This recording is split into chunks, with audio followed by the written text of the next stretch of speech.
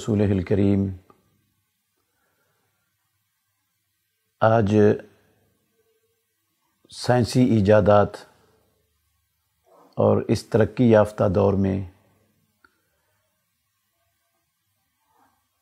یہ ایک مسئلہ بہت بڑی اہمیت کا حامل بن چکا ہے کہ ساری دنیا میں رمضان المبارک اور عید ایک دن ہوگی یا ہر علاقے کا مطلع مختلف ہوگا۔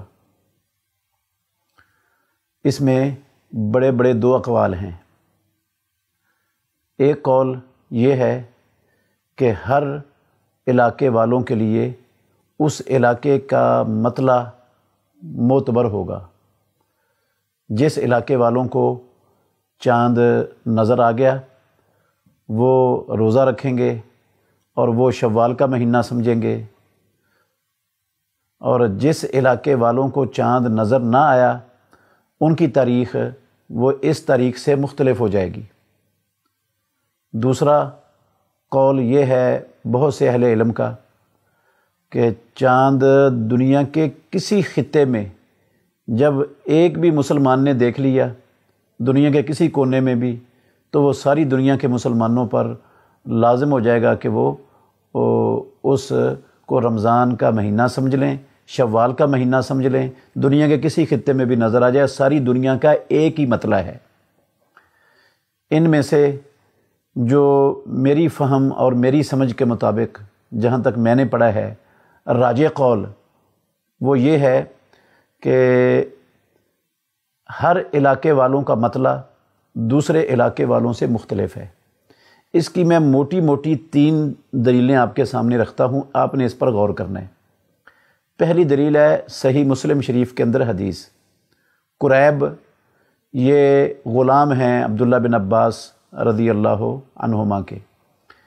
ام الفضل یہ بیوی ہیں عباس رضی اللہ عنہ کی۔ انہوں نے قریب کو شام میں کسی اپنے کام کی غرض سے بھیجا، مدینہ طیبہ سے۔ قریب شام گئے، انہوں نے جس کام کے لیے بھیجا تھا اس کام کو پورا کیا، اور وہیں پر رمضان المبارک کا مہینہ شروع ہو گیا۔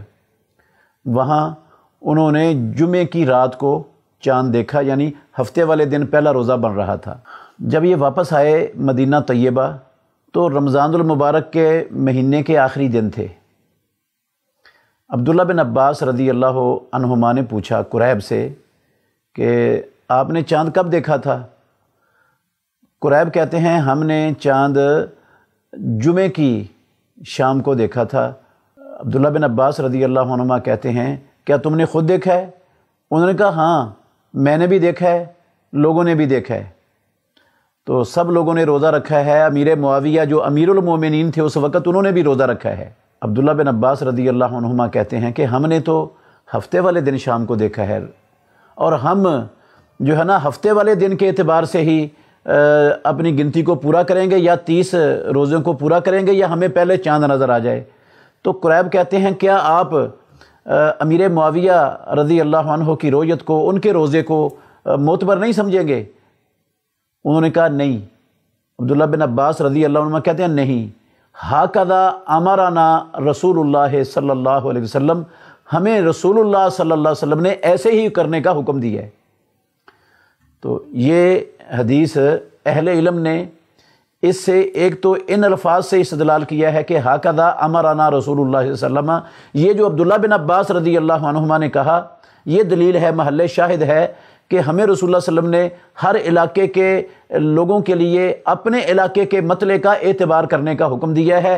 ہم شام والوں کے مطلع کا اعتبار نہیں کریں گے بلکہ مدینے کے رہنے والے لوگوں کے مطلع کا اعتبار کریں گے۔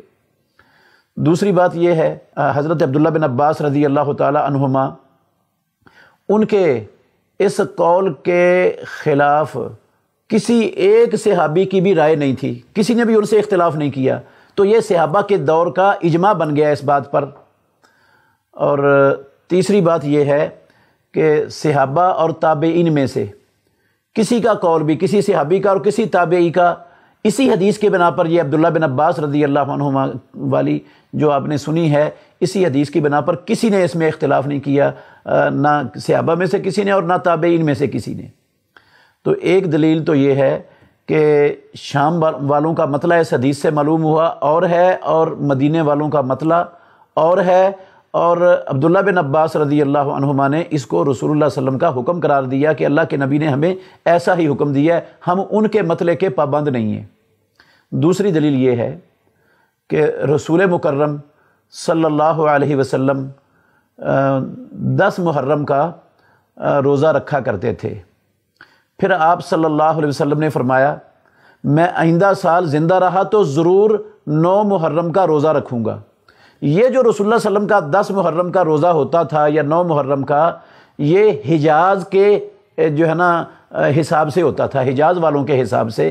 یہ جو ہے نا ابراہیم علیہ السلام کے وطن اور موسیٰ علیہ السلام کی اقامت گاہ کے لحاظ سے نہیں ہوتا تھا، وہ مختلف تھی تاریخ، اور حجاز کی تاریخ مختلف تھی۔ رسول مکرم صلی اللہ علیہ وسلم حجاز کے حساب سے رکھتے تھے، جبکہ وہ دن موسیٰ علیہ السلام کی اقامت گاہ والا وہ اس دن سے مختلف ہوتا تھا، ابراہیم علیہ السلام کے مسکن سے وہ دن اور تاریخ مختلف ہوتی تھی۔ تو رسول اللہ صلی اللہ علیہ وسلم نے جو حساب کیا ہے وہ حجاز والوں کے حساب سے روزہ رکھا ہے۔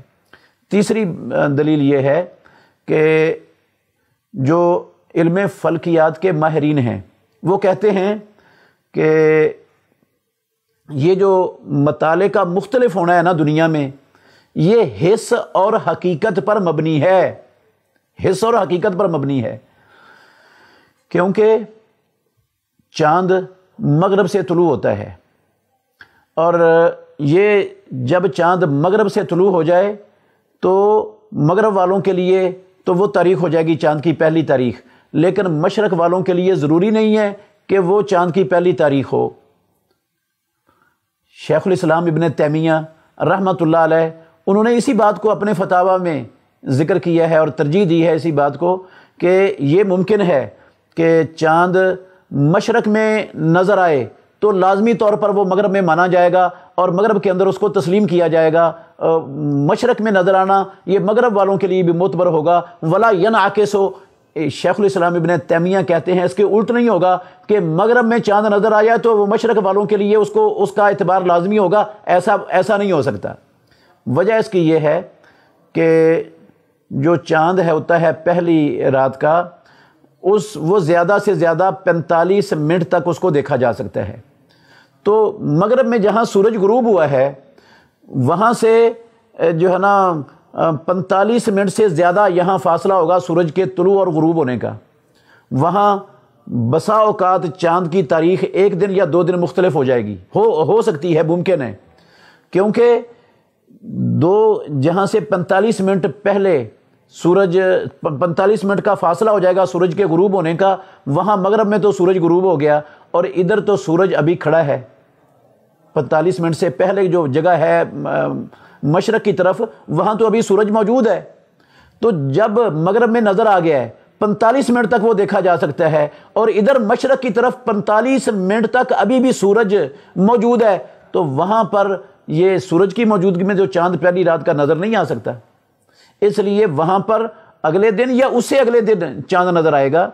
تو یہ حس اور جو حقیقت ہے وہ بھی اس بات پر دال ہے کہ یہ مطالعے جو ہیں وہ مختلف ہیں۔ ویسے بھی رسول مکرم صلی اللہ علیہ وسلم کے دور میں چونکہ یہ موجودہ ایجادات نہیں تھیں، تو ہر علاقے والے شام کی خبر مدینہ طیبہ میں روزانہ نہیں پہنچ سکتی تھی، وہ تو کئی مہینہ لگ جاتا تھا، کئی ہفتے لگ جاتے تھے مختلف علاقوں میں خبروں کا۔ ہر علاقے کے لوگ وہاں پر وہ اپنے حساب سے اپنے چاند کو دیکھ کر جو ہے نا وہ روزہ رکھتے تھے، اپنے چاند کے اعتبار سے وہ عید کرتے تھے۔ تو اگر مسلمانوں کے ہاں عیدیں مختلف ہو جائیں، رمضان کی تاریخ مختلف ہو جائے، تو اس سے کتاب و سنت کی کسی نص کا یا کسی شریعت کے اصول کی مخالفت لازم نہیں آتی ہے۔ اس لیے راجح قول یہی ہے کہ ہر علاقے والوں کے لیے رویت، ہاں جب مغرب میں نظر آ جائے گا تو اس کی مغربی سائڈ پر جتنے بھی ملک ہیں سب کے اندر وہ مانا جائے گا، لیکن مشرق کی طرف جیسے جیسے فاصلہ بڑھتا جائے گا سورج کے غروب ہونے کا، ویسے ویسے جو ہے نا وہ تاریخ کا مختلف ہونا، مطلع کا مختلف ہونا ممکن ہے۔ تو اس لیے مسلمانوں کو اس حوالے سے پریشان نہیں ہونا چاہیے کہ ہماری تاریخ سعودی عرب کی تاریخ سے 1 دن یا 2 دن کا فاصلہ پڑ جاتا ہے۔ یہ ماہرین فلکیات کے لحاظ سے حقیقت اور حس پر بھی مبنی ہے بات۔ انشاءاللہ الرحمن یہ قول راجح ہے۔ بہترین صدقہ جاریہ حاصل کرنے کے لیے اس ویڈیو کو لائک، کمنٹ اور شیئر کرنا مت بھولیں۔